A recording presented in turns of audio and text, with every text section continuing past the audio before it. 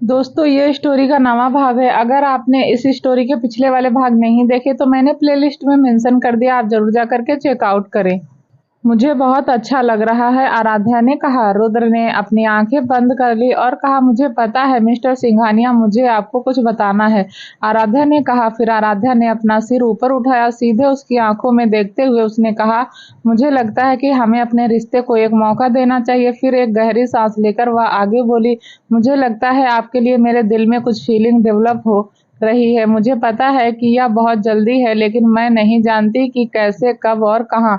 लेकिन आपके लिए मेरी फीलिंग और भी स्ट्रांग हो रही है। ओह माय गॉड, मुझे नहीं पता कि आप मेरे बारे में क्या सोच रहे होंगे। कुछ दिन पहले मैं किसी और से शादी करने वाली थी और अब यहाँ मैं आपके सामने अपनी फीलिंग एक्सेप्ट कर रही हूँ। और रुद्र उसकी बात सुनकर मुस्कुराया। अपने हाथों से गाने को चलाते हुए उसने कहा, आई लव यू आराध्या। कैसे, कब और कहाँ मैं अभी तुम्हें नहीं बता सकता, लेकिन मेरे दिल में तुम ही रही हो और तुम ही रहोगी। आराध्या मुस्कुराई और फिर से अपना सिर उसके सीने में छुपा लिया। रुद्र ने उसके सर पर किस किया और कहा, हमें ज्यादा जल्दी नहीं करना चाहिए और तुम्हें किसी भी चीज पर जोर देने की जरूरत नहीं है, ठीक है। आराध्या ने मुस्कुराकर सिर हिलाया। मिस्टर एंड मिसेस सिंघानिया चुपचाप अपने बच्चों को देख रहे थे। सब कुछ कितना अच्छा चल रहा है ना, मैं रुद्र के लिए खुश हूँ, साक्षी जी ने कहा। आशुतोष जी ने मुस्कुराते हुए कहा, तुमने हमारे बच्चों की अच्छी परवरिश की है। साक्षी जी ने हंसते हुए कहा, इसीलिए शायद आपका बेटा आपसे ज्यादा रोमांटिक है। आशुतोष जी ने मुस्कुराते हुए कहा,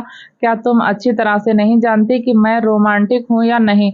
साक्षी जी ने शर्माते हुए कहा, मैं चाहती हूँ कि वह सब इसी तरह खुश रहें। साक्षी जी ने कहा। आशुतोष जी ने अपना हाथ साक्षी जी के कमर पर लपेट लिया और कहा, तुमने रुद्र की अच्छी तरह से परवरिश की है, अब समर्थ की बारी है। साक्षी जी ने मुस्कुराते हुए कहा, कितना अच्छा होगा अगर अंशिका हमारे घर की छोटी बहू बने। आशुतोष जी ने सहमत में सिर हिलाया और कहा, उनके बीच चीजें थोड़ी कॉम्प्लिकेटेड हैं, लेकिन मुझे अपने बेटे पर भरोसा है, अंशिका जरूर हमारे घर की बहू बनेगी। जानवी ने जब आराध्या और रुद्र को रोमांटिक डांस करते हुए देखा तो उसका मूड पूरी तरह से खराब हो गया था। इसीलिए वह चुपचाप एक जगह पर खड़ी थी। अचानक अक्षित हाथों में ऑरेंज जूस लिए वहां पर आया और गलती से जानवी से टकरा गया और सारा जूस जानवी के ड्रेस पर गिर गया। जानवी का चेहरा जैसे लाल हो गया। उसका मूड पहले से ही खराब था और अब उसकी ड्रेस खराब हो चुकी थी। अक्षित ने अपना सिर नीचे किया और माफी मांगते हुए कहा, I am sorry aunty. Janhvi ने कसकर अक्षित का हाथ पकड़ा और चिल्लाई, बेवकूफ लड़के, क्या तुम चलना नहीं जानते? तुमने यह जानबूझकर किया था ना? क्या तुम्हें चलने की भी तमीज नहीं सिखाई गई तुम्हारे पेरेंट्स कहाँ हैं? जानवी का इतना तेज बोलना सुनकर अच्छी डर से कांपने लगा। आज से पहले किसी ने उस पर इतना चिल्लाया नहीं था। चाहे वह अंशिका हो या सिंघानिया फैमिली, सब उसे प्यार से ही बात करते थे। किसी के चिल्लाने की आवाज सुनकर म्यूजिक बंद हो गया और सभी ने डांस और बातें करना बंद कर दिया। जब सिंघानिया फैमिली के मेंबर ने जानवी को अक्षित पर इस तरह से चिल्लाते हुए देखा तो उनके चेहरे के एक्सप्रेशन कोल्ड हो गए। आशुतोष जी वहां पर जाने ही वाले थे कि तभी उनके कानों में समर्थ की आवाज पड़ी, क्या चल रहा है यहाँ पर? समर्थ को अपनी तरफ आते देख जानवी उसकी तरफ घूम गई और उसने अक्षित को धक्का देकर खुद से दूर कर दिया। समर्थ की आंखें सिकुड़ गई जब उसने अक्षित के चेहरे के डरे हुए एक्सप्रेशन को देखा। जानवी ने समर्थ की ओर देखा और कहा, आई एम सॉरी, मुझसे सिंघानिया, यह बदतमीज लड़का जानबूझकर मुझसे टकरा गया और मेरी ड्रेस खराब कर दी। इसके लिए आपको परेशान होने की जरूरत नहीं है। मैं उसके पेरेंट्स को ढूंढकर उन्हें इसे तमीज सिखाने को बोलूंगी। फिर अक्षित की तरफ इशारा करते हुए उसने कहा, इस तरह के बच्चों को मार कर ही तमीज सिखाना चाहिए। समर्थ ने अपनी आंखें खोली और चिल्लाया, तुम्हारी हिम्मत कैसे हुई मेरे बेटे से इस तरह से बात करने की? अगर तुमने उसे छूने की भी हिम्मत की ना तो तुम्हें अपने एग्जिट स्टेज पर रिग्रेट होगा। जानवी ने हैरानी से अपनी आंखें चौड़ी कर ली। अक्षित की ओर देखते हुए उसने सोचा, बेटा वह समर्थ सिंघानिया का बेटा है, लेकिन समर्थ सिंघानिया की शादी नहीं हुई थी, तो फिर यह उसका बेटा कैसे हो सकता है? अक्षित ने समर्थ को देखा तो वह उसके पास गया और उसके पैरों को अपने आंसू भरी आंखों के साथ गले लगा लिया। अक्षित की आंखों में आंसू देखकर उसकी आंखों में गुस्सा उतर आया। अक्षित को अपनी बाहों में लेते हुए उसके आंसू पोंछे और बहुत ही बिंदास आवाज में कहा, अरे चैंप, तुम क्यों रो रहे हो? क्या तुम सुपरमैन नहीं हो? अक्षित ने सिर हिलाया और रोते बिलखते हुए कहा, मैं आंटी को जानबूझकर नहीं, समर्थ उसे देखकर मुस्कुराया और कहा, मुझे पता है। आंटी ने कहा, अच्छित एक बदतमीज लड़का है। अच्छित ने कहा। उसकी बात सुनकर समर्थ ने मुस्कुराते हुए कहा, अब रोना बंद करो। और किसने कहा अच्छित बदतमीज है या आंटी बदतमीज है? अच्छित नहीं, तुम अब दादी के पास जाओ। Okay champ. अच्छित ने सिर हिलाया। अच्छित को नीचे उतारकर समर्थ ने उसके गालों को चूमा और कहा, सीधे दादी के पास जाओ। अच्छित तो सीधे आशुतोष जी और साक्षी जी के पास चला गया। आशुतोष जी ने उसे अपनी गोद में उठा लिया और साक्षी जी उसका सर सहलाने लगी। पहले जानवी ने सोचा कि शायद समर्थ झूठ बोल रहा है कि वह उसका बेटा है, लेकिन जब उसने मिस्टर मिसेस सिंघानिया अच्छित को इतना प्यार करते हुए देखा था, तो उसे यकीन हो गया कि यह समर्थ का ही बेटा है, जिसको उसने इतनी बुरी तरह डांटा था। अच्छित के जाने के बाद समर्थ के चेहरे की मुस्कुराहट गायब हो गई। जानवी को घूरते हुए उसने कहा, एक्सप्लेन इट। जानवी डर से कांप गई और एक शब्द भी नहीं बोल पाई। अपनी पत्नी को प्रॉब्लम में देखकर मोहित जल्दी से उसे बचाने के लिए आगे आया। समर्थ से माफी मांगते हुए मोहित ने कहा, सॉरी मिस्टर सिंघानिया, अब वाइफ की तरफ से मैं आपसे माफी मांगता हूँ। अगर उसे पता होता कि वह आपका बेटा है तो वह ऐसा कभी नहीं करती। चाहे वह समर्थ का बेटा है या नहीं, यह बातें बाद में। आपकी वाइफ को मेरे गेस्ट को सबके सामने इस तरह डांटने और मेरी वाइफ की पार्टी में हंगामा करने का कोई इरादा नहीं है। इस बार रुद्र, जो उसके पीछे था, उसने कहा। आराध्या भी आई और रुद्र और समर्थ के पास खड़ी हो गई। आई एम सॉरी, मोहित ने बहुत ही बेबाक अंदाज में कहा। आराध्या ने मुस्कुराते हुए कहा, आपकी माफी माफी की तरह नहीं लग रही। यह सुनकर मोहित ने उसे वार्निंग भरी निगाहों से देखा। आराध्या मुस्कुराई और कहा, क्या क्या मैंने कुछ गलत कहा? फिर रुद्र के सीने पर हाथ रखते हुए उसने कहा, अभी क्या मैंने कुछ गलत कहा? रुद्र ने सिर हिलाया और कहा, बिल्कुल नहीं, देखिए मेरे हस्बैंड को भी यही लगता है, आराध्या ने कहा। यह सुनकर मोहित गुस्से में अपने दांत पीसने लगा। आराध्या ने अपनी आंखें घुमाई और कहा, क्योंकि आपने कुछ नहीं कहा तो हम आपसे माफी की उम्मीद कैसे कर सकते हैं? फिर जानवी की ओर इशारा करते हुए उसने आगे कहा, मिसेस शर्मा को माफी मांगनी चाहिए। जानवी के चेहरे पर झुंझलाहट आ गई। उसने अपने गुस्से को कंट्रोल करने की कोशिश की और कहा, मैंने जो कुछ कहा उसके लिए आई एम सॉरी, मुझे ऐसा नहीं करना चाहिए था। तो आराध्या ने हंसते हुए कहा, यहाँ हमसे माफी मांगने का क्या मतलब है, जब हम वहां नहीं थे जिसका तुमने इंसल्ट की है?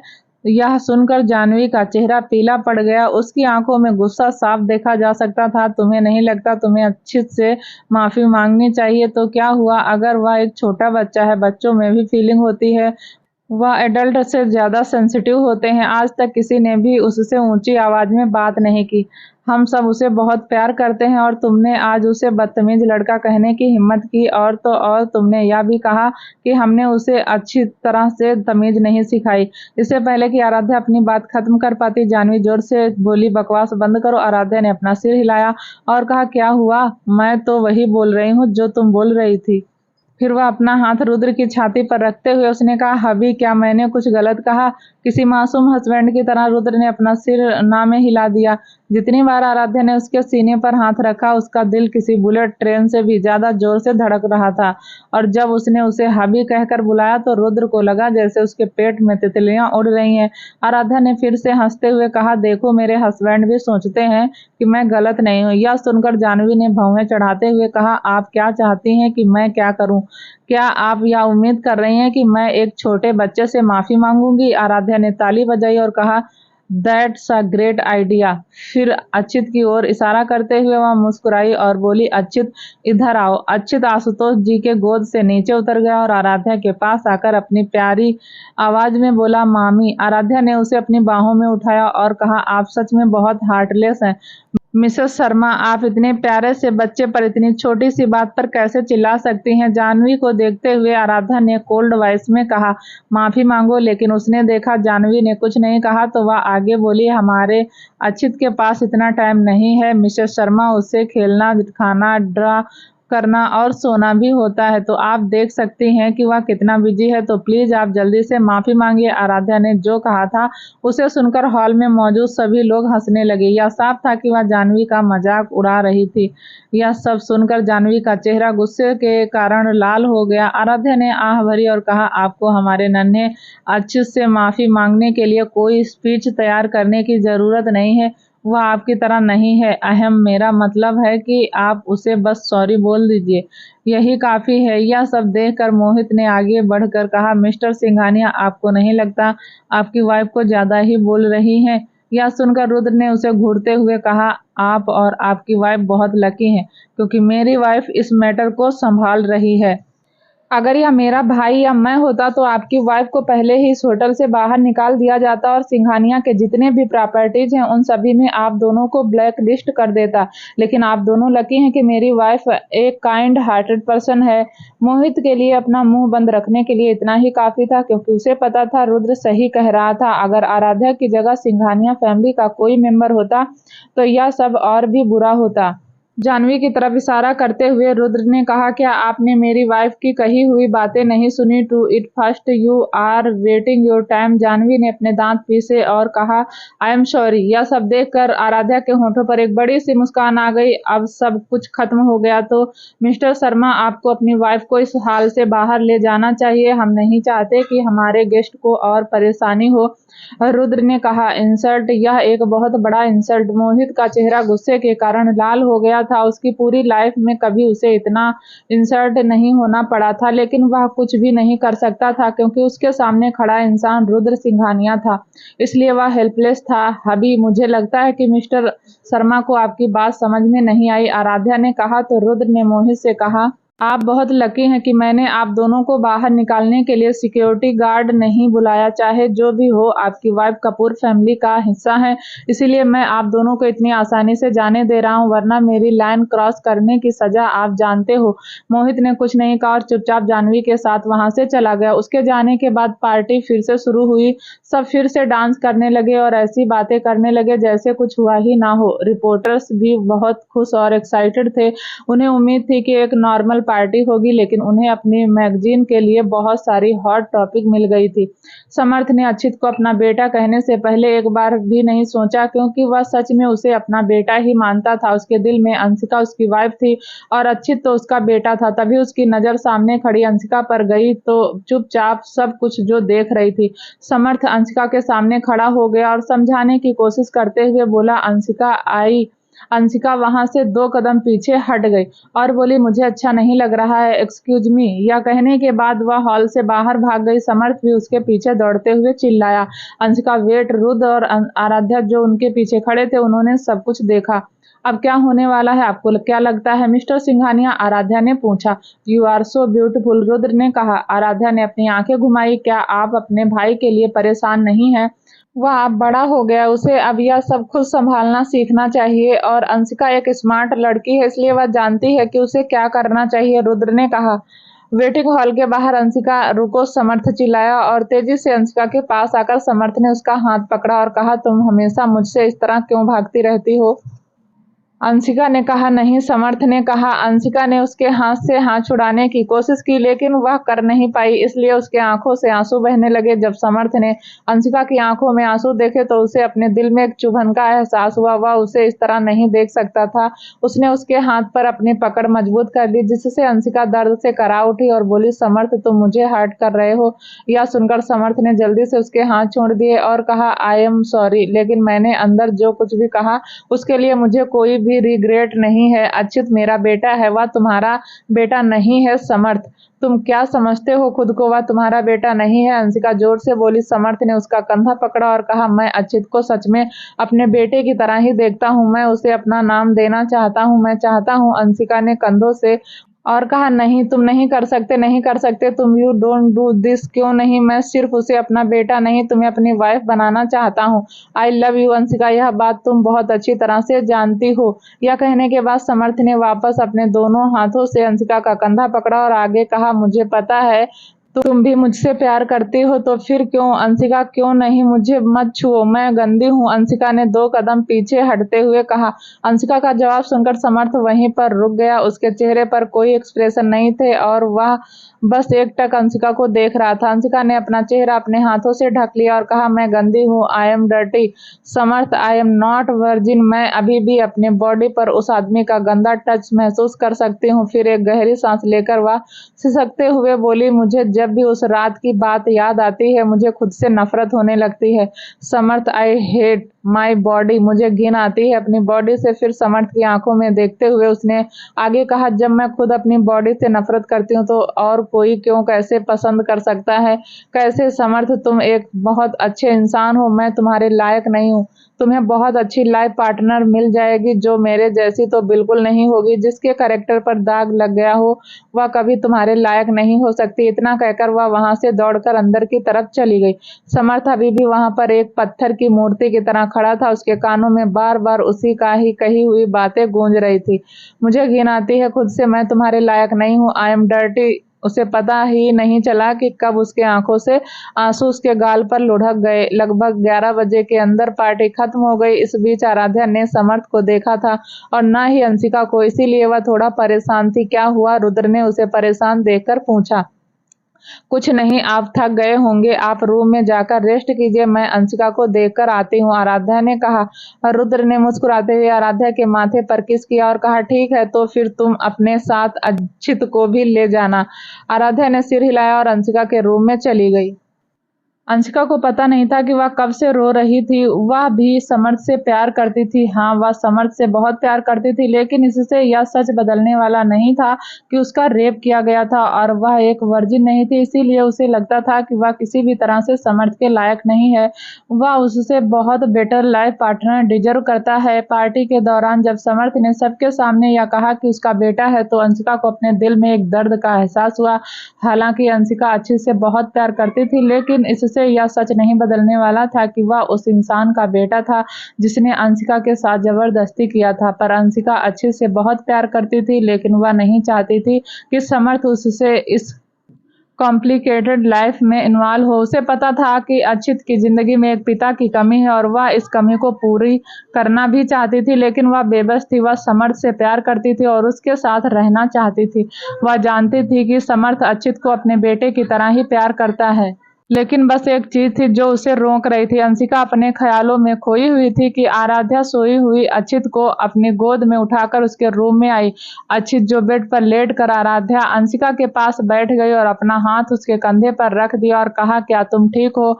एक भीगी सी मुस्कुराहट के साथ अंशिका ने अपना सिर हिलाया। क्या तुम जानती हो, हम दोनों बहुत खुशनसीब हैं, आराध्या ने कहा। फिर आराध्या ने अपने दोनों हाथों से अंशिका का हाथ पकड़ा और कहा, हमें एक ऐसा इंसान मिला है जो हमें अपने पूरे दिल से प्यार करता है, हमारी रूह से मोहब्बत करते हैं। समर्थ के जितना प्यार करने वाला हम सफर तुम्हें शायद ही मिलेगा। अंशिका, मुझे पता है पास्ट में जो भी हुआ तुम्हारे लिए उसे भूलना इतना आसान नहीं है, लेकिन तुम्हें फिर भी आगे बढ़ना होगा। अपने पास्ट को भूलकर अपने प्रेजेंट में जीना होगा, अपने फ्यूचर के लिए। समर्थ ने आज पार्टी में सबके सामने जो कहा उसे प्रूफ होता है कि वह अक्षित से कितना प्यार करता है। आज अपने स्टेटस की परवाह किए बिना उसने सबके सामने अक्षित को अपना बेटा कहा।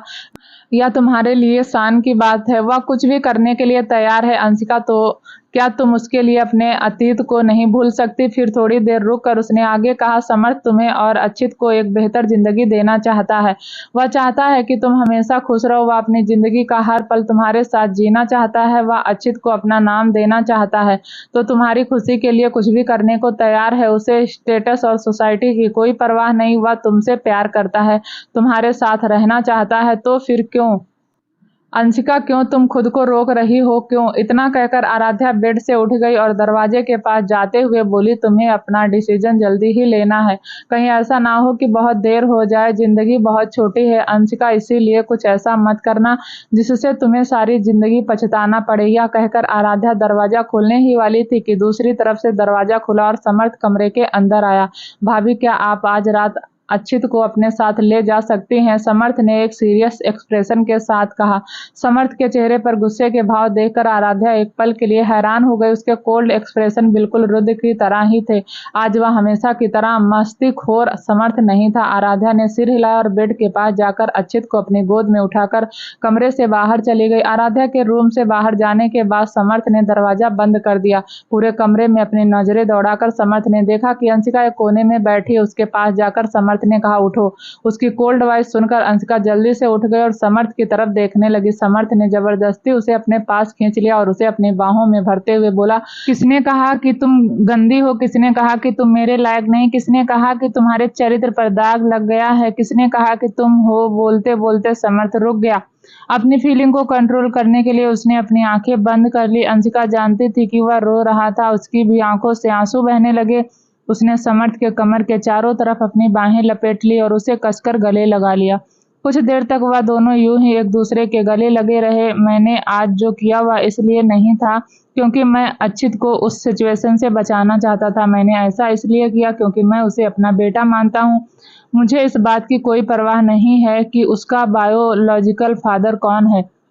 मुझे बस इतना पता है कि वह तुम्हारा बेटा है और मुझे उसे अपनाने के लिए बस इतना ही काफ़ी है।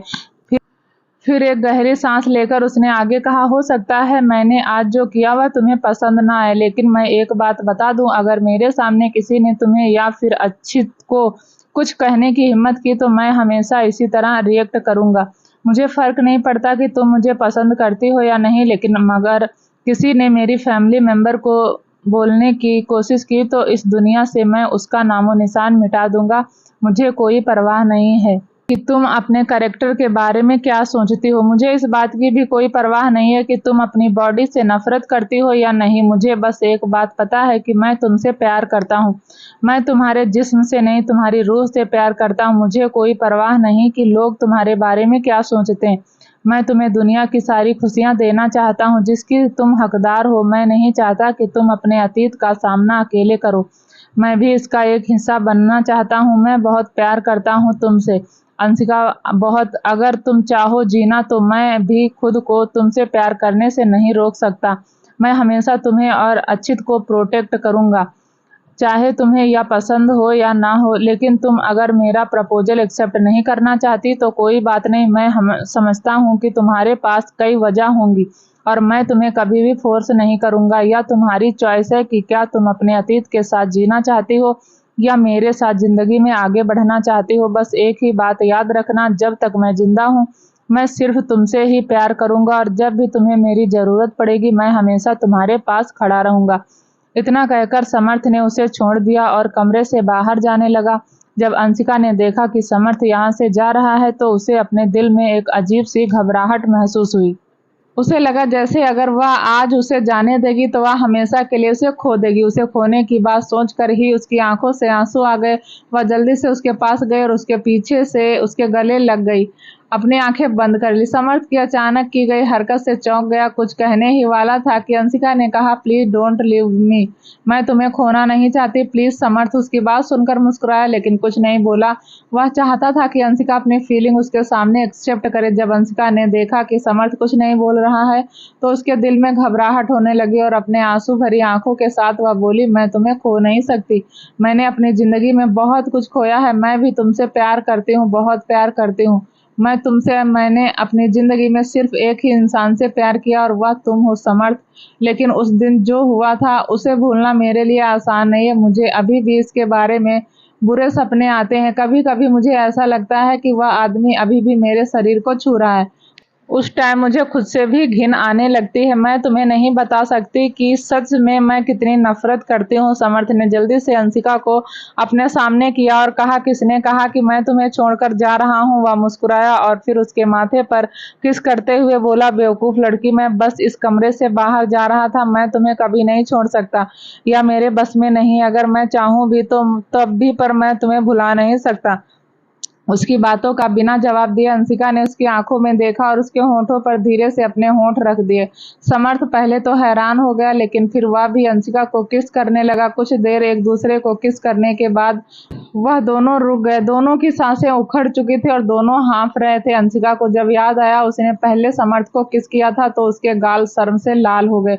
उसका चेहरा देखकर समर्थ हंसने लगा। फिर उसने उसे अपनी बाहों में उठा लिया और बेड की तरफ जाने लगा।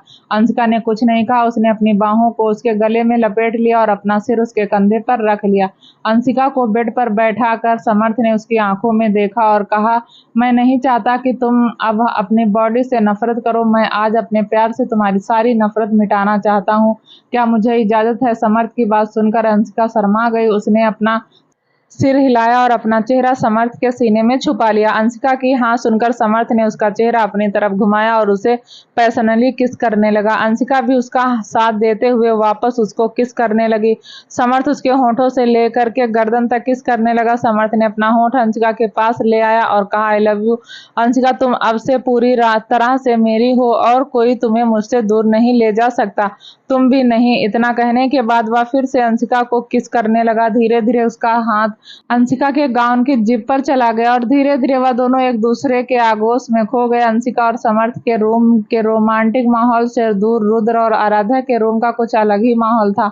आराध्या बेड पर बैठकर अक्षित को सुला रही थी और रुद्र सोफे पर बैठा था। उसकी वाइफ ने कुछ घंटे पहले ही उसके सामने अपनी फीलिंग एक्सेप्ट की थी, इसीलिए उसने सोचा था कि आज की रात उन दोनों के लिए स्पेशल होगी, लेकिन अक्षित का यहाँ होने से उसका सारा प्लान बर्बाद हो गया। वह आज अपनी वाइफ को गले लगाकर सो भी नहीं सकता था क्योंकि अक्षित उसके बीच सोने वाला था, इसीलिए उसे अपने छोटे भाई पर बहुत ज्यादा गुस्सा आ रहा था। रुद्र के चेहरे के एक्सप्रेशन देखकर आराध्या हंस पड़ी। अक्षित को अच्छे से ब्लैंकेट से कवर करके आराध्या रुद्र के पास गई और बोली, क्या हुआ मिस्टर सिंघानिया? कुछ भी तो नहीं, रुद्र ने जवाब दिया। आराध्या उसकी बात सुनकर मुस्कुराई और उसके पास बैठ गई। अपने हाथों को उसकी बाह पर लपेटकर उसने अपना सिर उसके कंधे पर टिका दिया और कहा, आपका चेहरा सब कुछ बता रहा है। रुद्र ने एक गहरी सांस ली लेकिन कुछ नहीं कहा। आराध्या ने आह भरी और कहा, आपको पता है ना, उन दोनों के बीच सब कुछ सॉर्ट आउट होना बहुत जरूरी है, वह उनकी जिंदगी का सवाल है। रुद्र मुस्कुराया और आराध्या को अपनी ओर खींच लिया, फिर बोला, मैं तुम्हें थोड़ी देर के लिए गले लगा लूं? आराध्या ने मुस्कुराते हुए पूछा, क्या आपको रिंग पसंद आई? तुम्हारी दी हुई सारी चीजें मुझे पसंद है, रुद्र ने कहा। फिर उसने आराध्या को कसकर अपने गले लगाया। कुछ देर यूं ही एक दूसरे के गले लगे रहने के बाद रुद्र ने बेमन से आराध्या को छोड़ दिया। आराध्या सोफे से उठने से पहले रुद्र की तरफ झुकी और उसके होठों पर एक हल्की सी किस करके वहां से भागने की कोशिश करने लगी। रुद्र तो एक पल के लिए हैरान हो गया, उसे इस चीज की उम्मीद बिल्कुल भी नहीं थी, लेकिन उसे जब एहसास हुआ आराध्या ने उसे किस किया तो उसके होठों पर एक बड़ी सी मुस्कान आ गई। लेकिन उसके लिए क्या एक लड़की की हल्की सी किस काफी थी। रुद्र ने जल्दी से आराध्या का हाथ पकड़ा और उसे सोफे पर वापस बैठा दिया। आराध्या हैरानी से उसे देखने लगी। रुद्र उसकी तरफ झुक गया और कहा, मिसेस सिंघानिया, क्या आपको लगता है कि आपकी एक हल्की किस मेरे लिए काफी है? उसकी बात सुनकर आराध्या शर्मा गई और कुछ नहीं बोली। रुद्र धीरे धीरे आराध्या की तरफ बढ़ने लगा। उसके होठों से कुछ दूरी पर रुकते हुए उसने पूछा, क्या मैं? आराध्या का चेहरा लाल हो गया। उसने सिर हिलाया। रुद्र ने धीरे से उसके होठों पर अपने होठ रख दिए और उसे किस करने लगा। आराध्या ने जब अपने होठों पर रुद्र के गर्म होठों को महसूस किया तो उसकी पूरी बॉडी में सिरहंसी दौड़ गई। उसने खुद को संभाला और वह रुद्र को वापस किस करने ही वाली थी कि रुद्र ने उसके होठों को छोड़ दिया और कहा, अब यह मेरे लिए काफी। आराध्या ने अपनी भौहें सिकोड़ ली। उसने उसे वापस किस भी नहीं किया और वह कह रहा था कि यह काफी है। रुद्र सोफे से उठने ही वाला था कि आराध्या ने उसका कॉलर पकड़ लिया और उसे अपनी ओर खींच लिया और उसके होठों पर किस करने लगी। रुद्र एक पल के लिए हैरान हो गया, फिर वह भी उसे वापस किस करने लगा। किस करते करते अचानक रुद्र ने आराध्या का लिप्स बाइट कर लिया, जिससे आराध्या के मुंह से हल्की सी चीख निकल गई। कुछ देर तक एक दूसरे को पर्सनली किस करने के बाद वह दोनों रुक गए क्योंकि उन दोनों को ही सांस लेने में तकलीफ हो रही थी। कुछ देर बाद रुद्र ने आराध्या को देखा। उसके सुर्ख गुलाबी होठों को देखकर रुद्र को फिर से उसे किस करने का मन हो रहा था। वह फिर से उसे किस करने ही वाला था कि अक्षित नींद से उठ गया और धीरे से अपनी आंखें खोली। आराध्या ने रुद्र को धक्का दिया और जल्दी से सोफे से उठकर कहा, मिस्टर सिंघानिया, आप शायद भूल गए कि अक्षित भी यहाँ पर है। यह सब देखकर रुद्र अपने मन में समर्थ को कोसने लगा। उसने सोच लिया था कि कल को इसके लिए समर्थ को पनिशमेंट जरूर देगा। पार्टी खत्म होने के बाद सिद्धार्थ और वैशाली मिस्टर आहूजा को कॉल करने के लिए आए थे। पापा, मुझे लगता है कि मुझे भी आपके साथ जाना चाहिए, वैशाली ने कहा।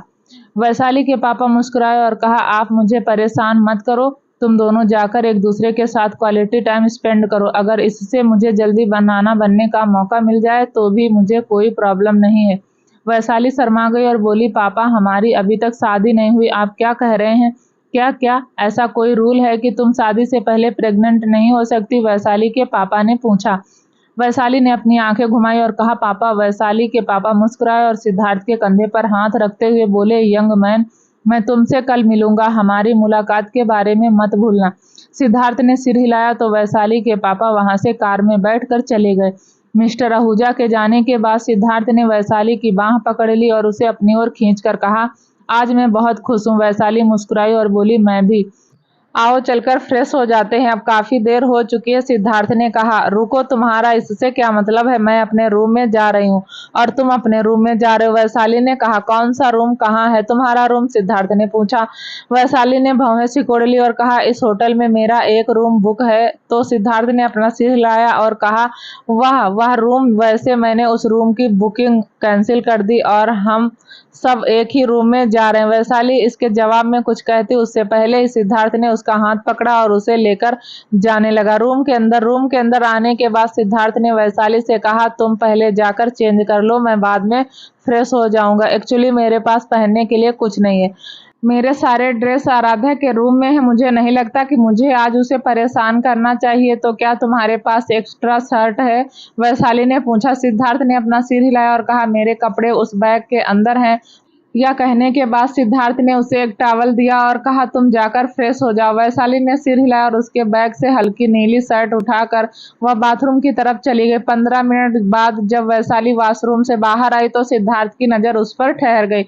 वैशाली ने सिर्फ उसकी एक शर्ट पहनी थी जिससे उसकी गोरी टांगे साफ नजर दिखाई दे रही थी और उस शर्ट के ऊपर के 3 बटन खुले हुए थे जिससे उसकी स्लीवेज भी दिख रही थी। सिद्धार्थ एकटक अपनी खुली आंखों से उसे देख रहा था।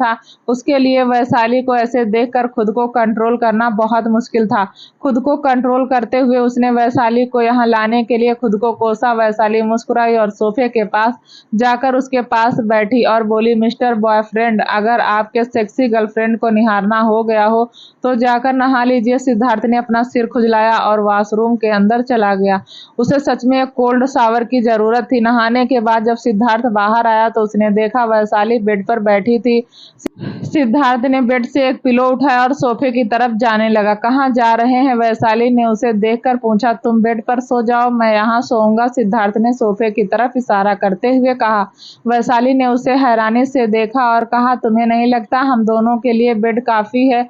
तो तुम सोफे पर क्यों सो रहे हो? यही सो जाओ। मुझे नहीं लगता कि यह एक अच्छा आइडिया है। मैं यहाँ पर सो जाऊंगा, मुझे कोई प्रॉब्लम नहीं है, सिद्धार्थ ने कहा।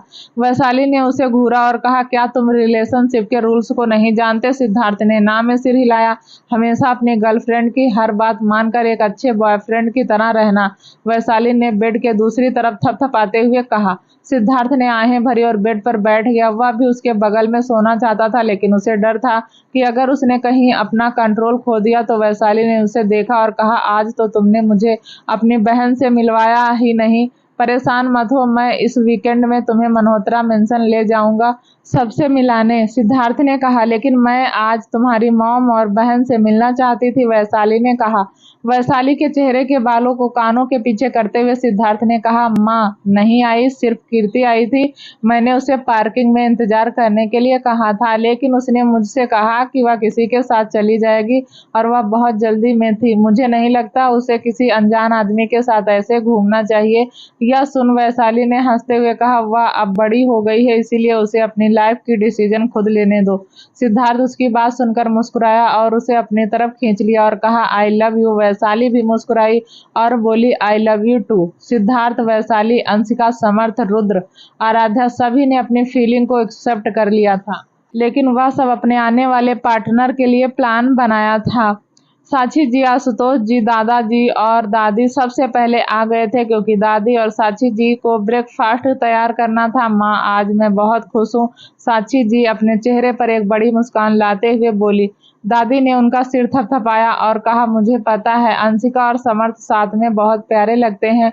कल जब तुम्हारे पापा ने उन दोनों को साथ में डांस करते देखा तो उन्होंने कहा कि वह अंशिका से बात करना चाहते हैं और उसको इस घर की छोटी बहू बनाना चाहते हैं लेकिन मैंने उन्हें मना किया क्योंकि मैं नहीं चाहती थी कि वह उन दोनों के बीच इंटरफेयर करे। कुछ देर रुकते हुए दादी ने कहा, कल पार्टी में अक्षित के लिए समर्थ ने जो किया उससे उसकी परवरिश दिखती है। तुमने और आशुतोष ने उसे अच्छे संस्कार दिए और सबसे बड़ी बात यह कि तुमने उन्हें सिखाया कि एक लड़की की रिस्पेक्ट कैसे करते हैं। I am proud of you. मैं हमेशा कहती थी कि मेरा बेटा बहुत खुशकिस्मत है कि उसे तुम जैसा एक हमसफर मिला लेकिन आज मुझे लगता है कि पूरा सिंघानिया फैमिली ही खुश नसीब है जो तुम हमारे घर की बहू बनी। साक्षी जी ने दादी को गले लगाया और कहा, आप इस दुनिया की सबसे अच्छी सास हो। दादी ने साक्षी जी की पीठ थपथपाई और कहा, मैं भी यही चाहती हूँ कि तुम भी इस दुनिया की सबसे अच्छी सास बनो। उनकी बात सुनकर साक्षी जी मुस्कुराई और सिर हिलाया। कुछ देर बाद सिद्धार्थ और वैशाली सिंघानिया पैलेस पहुंच गए। ओहो, तो हमारे लवबर्ड्स आ गए, साक्षी जी ने कहा। सिद्धार्थ उनकी बात सुनकर मुस्कुराया, जबकि वैशाली शर्मा गई और अपना सिर नीचे कर लिया। अब तुम्हारी एक गर्लफ्रेंड है, इसलिए मेरी वाइफ के साथ फ्लर्ट करना बंद करो, दादाजी ने कहा। तो सिद्धार्थ ने हंसते हुए कहा, आई एम सॉरी दादाजी, अमिता मेरा पहला प्यार है और मैं उसे भूल नहीं सकता। तुम ऐसा कैसे कर सकते हो? तुम अपनी दादी को उसके नाम से कैसे बुला सकते हो? ऐसा करने का हक सिर्फ मुझे है, दादाजी ने नाराजगी से कहा। सिद्धार्थ ने अपनी जीभ बाहर निकाली और जल्दी से वैशाली के साथ किचन के अंदर भाग गया। दूसरी तरफ समर्थ कार ड्राइव कर रहा था और अंशिका पैसेंजर सीट पर बैठी थी। अगर तुम मुझे ऐसे ही देखते रहोगे तो गाड़ी कैसे चलाओगे? अंशिका ने पूछा। समर्थ ने मुस्कुराते हुए कहा, इसमें मेरी कोई गलती नहीं है। तुम हो ही इतनी ब्यूटीफुल कि मैं खुद को तुम्हें देखने से रोक नहीं पाता। तो अंशिका ने हंसते हुए कहा, मिस्टर समर्थ, आपको नहीं लगता कि आपको थोड़ा तेज ड्राइव करनी चाहिए, वरना हम ब्रेकफास्ट के लिए लेट हो जाएंगे। कौन ब्रेकफास्ट करना चाहता है? मैं तो बस तुम्हें देखना चाहता हूँ, समर्थ ने कहा। उसकी बात सुनकर अंशिका हंस पड़ी और कहा, चुप रहा करो और गाड़ी चलाओ। समर्थ ने गहरी सांस ली और कार ड्राइव करने लगा। आज सुबह जब उसने अंशिका को अपने पास देखा तो उसे सुकून सा महसूस हुआ। जिस लड़की से वह प्यार करता था अब वह उसकी थी, यह सोचकर ही उसके होठों से मुस्कान जाने का नाम ही नहीं ले रही थी। जब समर्थ और अंशिका सिंघानिया पैलेस पहुंचे उसी टाइम रुद्र भी आराध्या और अक्षित को लेकर वहां पर पहुंचा। समर्थ को अंशिका का हाथ पकड़कर चलते देख आराध्या के होठों पर मुस्कान आ गई और अक्षित से जैसे ही अंशिका को देखा वह उसकी तरफ दौड़ा और बोला, मम्मा हग मी। अंशिका मुस्कुराई और उसे गोद में उठाने लगी, लेकिन उसे अचानक दर्द महसूस हुआ। आज सुबह से ही उसके पूरे शरीर में दर्द हो रहा था। समर्थ ने उसके कंधे पर हाथ रखा और पूछा, तुम ठीक हो? अंशिका ने कुछ नहीं कहा, वह बस समर्थ को घूरने लगी। समर्थ ने अपनी जीभ बाहर निकाल दी और अक्षित से कहा, अरे चैंपियन, इधर आओ, आज डैडी तुम्हें गोद में लेंगे। अक्षित ने 2 बार अपनी पलकें झपकाई और पूछा, क्या अंकल सच में मेरे डैडी हैं? समर्थ मुस्कुराया और कहा, हाँ, मैं तुम्हारा डैडी हूँ। समर्थ की बात सुनकर अक्षित अंशिका को देखने लगा। जब उसने अपनी मम्मा को हाँ करते हुए देखा तो समर्थ के पैरों से लिपट गया और एक्साइटमेंट में कहने लगा, अब मेरे पास भी डैडी हैं। फिर अपने छोटे छोटे हाथों को जब समर्थ ने अक्षित के मुंह से डैडी सुना तो उसे अलग ही खुशी महसूस हुई। उसने जल्दी से अक्षित को गोद में ले लिया और कहा, डैडी आपको और आपकी मम्मी को हमेशा प्यार करेंगे। तो तुम सब आ गए? वैशाली उन सबको देखकर उनके पास आते हुए बोली। जब वैशाली ने अंशिका के गर्दन पर लाल निशान देखे तो उनकी ओर इशारा करते हुए वह मुस्कुराई और बोली, लगता है कल की रात बहुत कष्ट भरी थी। अंशिका ने शर्म के मारे अपना सिर नीचे कर लिया और समर्थ मुस्कुरा दिया। अक्षित ने जब अंशिका की गर्दन की ओर इशारा किया और कहा, क्या मम्मा को चोट लगी है? अंशिका ने अक्षित के गाल को छुआ और कहा, नहीं बेटा, यह तो बस मच्छर ने काट लिया था। समर्थ ने मुंह फेर लिया। अपना चेहरा छूते हुए उसने सोचा, क्या मैं मच्छर की तरह दिखता हूँ? अक्षित के पास आते हुए रुद्र ने कहा, हाँ अक्षित, एक बहुत बड़ा मच्छर था, तुम्हारे डैडी जितना बड़ा। फिर समर्थ की गोद से अक्षित को लेते हुए रुद्र ने कहा, मैं अपने भतीजे को तुम सबसे दूर ले जा रहा हूँ, तुम सब उसे बिगाड़ रहे हो। एक हाथ से अक्षित को लेकर रुद्र ने अपना दूसरा हाथ अपनी पत्नी की ओर अपना हाथ बढ़ा दिया और कहा, चलो अंदर चलते हैं। आराध्या ने मुस्कुराकर उसका हाथ थाम लिया और उसके पीछे चली गई। यह सब तुम्हारी गलती है, भैया ने भी देखा यह सब कितना शर्मिंदगी भरा है, अंशिका ने कहा। समर्थ ने अपनी बाहों को उसकी कमर पर लपेट लिया और कहा, रिलैक्स, तुम्हें कोई कुछ नहीं कहेगा, तुम क्यों इतना सोच रही हो? क्या तुम आ गई? साक्षी जी ने कहा। अंशिका मुस्कुराई और उसे गले लगा लिया। क्या मेरे बेटे ने कल रात तुम्हें ज्यादा परेशान किया? साक्षी जी ने धीमी आवाज में अंशिका से पूछा। अंशिका ने शर्मा कर अपना सिर ना में हिलाया तो साक्षी जी ने मुस्कुराते हुए कहा, मैं तुम्हारे लिए खुश हूँ। फिर वह समर्थ के पास गई और उसके कान खींचते हुए बोली, अगर मुझे अपनी बहू से कोई शिकायत सुनाई दी कि तुम उसे परेशान कर रहे हो तो देखना मैं तुम्हारा क्या हाल करूंगी। समर्थ ने दर्द से आहें भरते हुए कहा, आउच, दर्द हो रहा है आपको, अब ऐसा नहीं करना चाहिए। मैं अब एक फादर हूँ, मेरा बेटा मेरे बारे में क्या सोचेगा। ऐसा मत बोलो वरना मैं अचित के सामने ही ऐसा करूंगी। साची जी ने समर्थ का कान छोड़ते हुए कहा। अपने कान को सहलाते हुए समर्थ ने शिकायत की, आपने कभी भाई को वार्निंग क्यों नहीं दी। इस पर साची जी ने उसकी तरफ देखा और कहा, रुद्र तुमसे कहीं ज्यादा समझदार है, वह तुम्हारी तरह गैर जिम्मेदार नहीं है। तुम तो अपना कमरा भी ठीक से साफ नहीं करते और तुम खुद को एक फादर कह रहे हो। समर्थ ने अपने नकली आंसू पोंछे और कहा, ओ, भेदभाव या अन्याय है। देखो अंशिका, मेरी मॉम मेरे साथ कैसे पेश आ रही है। अंशिका ने आंखें मूंद ली और कहा, तो इसी लायक हो, अब तुम भी मेरा साइड नहीं ले रही हो। समर्थ ने पूछा। फिर उसने कमरे में मौजूद सभी लोगों को देखना शुरू किया। आराध्या को छोड़कर सभी ने उसकी निगाहों को नजरअंदाज किया। अपनी भाभी को आते हुए समर्थ ने कहा, भाभी क्या आपको लगता है कि मैं रिस्पॉन्सिबल नहीं हूँ। आराध्या ने अपना सिर हिलाया और कहा, नहीं, तुम रिस्पॉन्सिबल हो और मुझे लगता है कि तुम एक बहुत अच्छे फादर बनोगे। यह सुनकर समर्थ का चेहरा खुशी से चमक उठा। उसने आराध्या के चारों ओर अपनी बाहें लपेट ली और कहा, मेरे पास दुनिया की सबसे अच्छी भाभी है। यह देखकर रुद्र ने समर्थ के हाथ पर थप्पड़ मारा और कहा, उसे मत छुओ, तुम उसके कपड़े गंदे कर दोगे। समर्थ ने आराध्या को छोड़ा और कहा, मॉम क्या आपको सच में लगता है कि वह समझदार है। रुद्र ने उसे घूर कर देखा और कहा, तुमने अभी क्या कहा। कुछ भी नहीं, मैं तो बस यही कह रहा था कि आप बहुत समझदार हैं। समर्थ ने कहा। उसकी बात सुनकर सब खिलखिलाकर हंस पड़े। ब्रेकफास्ट करने के बाद सभी लेडीज किचन साफ करने लगी और रुद्र, समर्थ और सिद्धार्थ गार्डन में घूमने लगे। क्या तुम्हें सच में लगता है कि वह ऐसा करेगा। सिद्धार्थ ने पूछा। मुझे नहीं लगता कि वह ऐसा करेगा भाई, समर्थ ने कहा। अपने जेब में हाथ रखते हुए रुद्र ने कहा, मैं उसे अच्छी तरह जानता हूँ, वह अब मोहित को एक मोहरे की तरह यूज करेगा। सिद्धार्थ की आंखें डार्क हो गई और उसने कहा, हमें इसके बारे में कुछ करना होगा। और उसने अपना सिर हिलाया और कहा, अभी नहीं, पहले उन्हें अपना चाल चलने दो। भाई, आपको अब और केयरफुल रहना होगा और आप सिक्योरिटी के बिना कहीं मत जाना क्योंकि उनका मेन टारगेट आप भी हैं। समर्थ ने कहा, I don't care, just miss your Aaradhya. इससे रुद्र ने कहा। सिद्धार्थ ने और पूछा, क्या उस बूढ़े आदमी ने तुमसे फिर कांटेक्ट किया। नहीं, लेकिन वह मुझे नुकसान नहीं पहुंचाएगा, रुद्र ने कहा। कल विशाल उन तीनों से मिला था, समर्थ ने सीरियस एक्सप्रेशन के साथ कहा। रुद्र ने अपनी आंखें सिकोड़ ली और पूछा, कहाँ। शॉपिंग मॉल में, वैशाली ने मुझे बताया, सिद्धार्थ ने कहा। अंशिका ने मुझसे भी यही कहा था, समर्थ ने कहा। रुद्र का मुंह बन गया। आराध्या ने उसे इस बारे में कुछ नहीं बताया था। उसने गहरी सांस ली और आगे कहा, अब उसे अभी पता चल गया है कि अंशिका और वैशाली कौन है, इसीलिए तुम दोनों को और भी केयरफुल रहना होगा। स्पेशली अच्छित उनके लिए आसान टारगेट है। तुम सिक्योरिटी के बारे में मत सोचो, मैं उसका पूरा ध्यान रखूंगा, सिद्धार्थ ने कहा। तो फिर इस बारे में मिस्टर आहूजा से भी बात कर लेना। और रुद्र ने कहा। सिद्धार्थ ने उसे याद आया कि आज उसे अपने होने वाले फादर इन लॉ से मिलना था। कुछ साल पहले सिद्धार्थ रुद्र के साथ एक मिशन के लिए गया था। अंडरवर्ल्ड के कुछ ऑर्गेनाइजेशन ने एक पावरफुल ऑर्गेनाइजेशन क्रीपर को बर्बाद करने के लिए उनके साथ हाथ मिलाया था, क्योंकि क्रीपर्स गैंग के मेंबर को जब कोई लड़की पसंद आती थी तो उन्हें उठाकर उनका रेप करते थे और साथ ही किसी भी इनोसेंट इंसान को मार देते थे। उस टाइम सिद्धार्थ और रुद्र बाकी गैंग के लीडर और अपने आदमियों के साथ क्रीपर्स के भेष में दाखिल हुए और वह सब दो ग्रुप में डिवाइडेड हो गए और डिफरेंट दिशा की तरफ चले गए, जिनको लीड कर रहे थे सिद्धार्थ और रुद्र।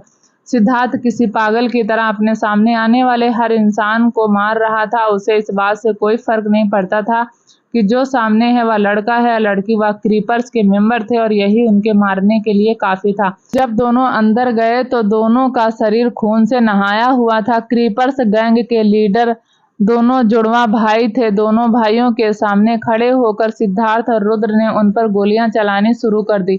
उन्होंने बिना पलक झपकाए उनके बॉडी में 30-30 गोलियां दागी। उनकी बॉडी से निकलते कोल्ड ऑरा को महसूस करते ही वहां मौजूद लोग डर से कांपने लगे और रुद्र अपनी कोल्डनेस के लिए जाना जाता था। लेकिन यह पहली बार था जब लोगों को एहसास हुआ कि सिद्धार्थ भी कम नहीं है। उस दिन के बाद से सभी रुद्र के साथ साथ सिद्धार्थ से भी डरने लगे। मिशन के सक्सेसफुल होने के बाद रुद्र सभी ऑर्गेनाइजेशन के सपोर्ट के लिए एक पार्टी का अरेंजमेंट किया। उस पार्टी में एक आदमी सिद्धार्थ के पास जाकर अपने चेहरे पर मुस्कान के साथ कहा, मैंने तुम्हें मैसेज किया था यंग मैन।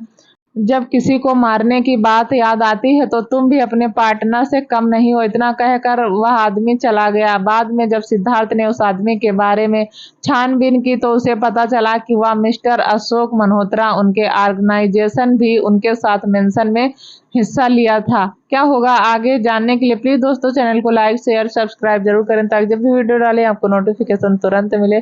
तब तक के लिए नमस्कार, धन्यवाद।